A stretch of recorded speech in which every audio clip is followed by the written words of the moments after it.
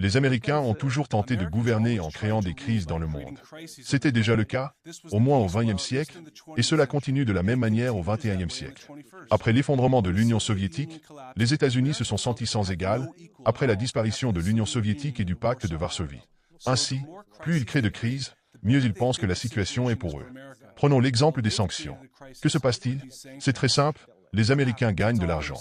L'Amérique, comme toujours, s'en sort bien. Elle génère des revenus grâce aux livraisons d'armes et en allouant des fonds à son industrie de défense. Bien sûr, une partie de cet argent est détournée en Ukraine ou ailleurs. Cependant, cela signifie que l'industrie de défense américaine et de nombreux autres mécanismes économiques aux États-Unis continuent de fonctionner. De plus, de nombreuses entreprises ont été incitées à déménager aux États-Unis depuis l'Europe, où il est devenu non rentable de travailler. Autrement dit, les Américains obtiennent ce qu'ils veulent au prix de plus de sang et de victimes. C'est pourquoi les Américains alimentent la guerre. Mais ce système arrive à sa fin. C'est pourquoi ils ont